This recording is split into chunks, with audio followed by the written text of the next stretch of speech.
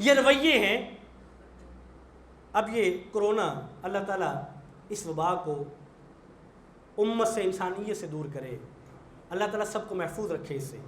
Corona آیا، احتیاطی تدابیر کے طور پہ ہم نے ماسک لگائے، ہم نے لگائے، ہماری بہنوں، بچیوں، بیویوں، ماؤں نے لگائے.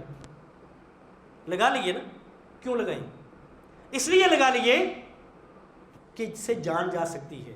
بیماری میں مبتلا ہو جائیں گے اگر نہ لگائے تو. صحت ہماری ترجیح تھی، ہماری زندگی ہماری ترجیح تھی، ماسک لگا لیے. اور جب اسلام یہ کہتا ہے یا ایھا النبی قل لازواجک و بناتک و نساء المؤمنین یدنین علیہن من جلابیبہن، تو ہماری خواتین کہتی ہیں وہ تو سانس ہی نہیں آتا پردہ کر لیں تو، نقاب کر لیں، پردہ کر لیں تو سانس ہی نہیں آتا. اب سانس کیسے آتا ہے؟ سانس آ جاتا ہے. پردہ ترجیح نہیں ہے، دین ترجیح نہیں ہے، رسول کریم صلی اللہ علیہ وسلم کی تعلیمات ترجیح نہیں ہے. پردہ نہیں کرتی. ایک مسلمان، ایک آپ صلی اللہ علیہ وسلم کا امتی داڑھی نہیں رکھتا. کیوں نہیں رکھتے؟ خارش ہوتی ہے. خارش نہیں ہوتی. میں جب سے آپ کے سامنے کھڑا ہوں میں نے کتنی دفعہ خارش کی ہے. خارش نہیں ہوتی. جن لوگوں کی ہیں اسے معلوم کر لیجئے. یہ اصل میں وہ جو قرآن کہتا ہے نا یخافون لومۃ لائم، یہ ملامت سے ڈرتے ہوئے یہ کرتے ہیں. ہم اپنا سٹیٹس برقرار رکھنے کی کوشش کرتے ہیں، ہم نوجوان بننے کی کوشش کرتے ہیں، سیدھی باتیں کیا. یہ دیکھیں ہمیں سیدھی باتیں کرنی چاہیے نا. میں کہوں کہ آپ میرے بھائی آپ نے داڑھی کیوں نہیں رکھی، تو آپ کہیں حضرت اس لیے نہیں رکھی کہ داڑھی رکھنے سے بندہ بڑی عمر کا لگتا ہے. داڑھی اس لیے نہیں رکھی کہ میری کمپنی میں لوگ سارے ذرا کلین شیو ہیں تو میں ذرا عجیب سا لگوں گا. اس لیے نہیں رکھی کہ لوگ تانا دے کے بلاتے ہیں، مولوی کہہ کے بلاتے ہیں. اس طرح کی اور وجوہات ہو سکتی ہیں، وہ ذکر کرنی چاہیے.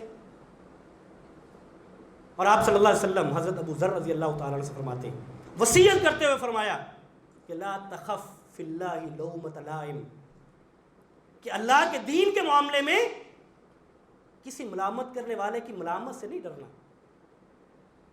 اور ہم مومن اور ہم مسلمان نہیں کرتے. وجوہات جو بھی ہوں نہیں کرتے. حتیٰ کہ جب اس پہ بات کی جائے تو ہمیں اچھی نہیں لگتی. حتیٰ کہ ہم سرگوشیاں کرتے ہیں کہ لو جی دین داڑھی میں تو نہیں ہے. بھئی داڑھی تو دین میں ہے. رکاوٹ کیا ہے؟ کیا اس سے معاشی نقصان ہوتا ہے؟ اس سے ترقی رکتی ہے؟ نہیں رکتی.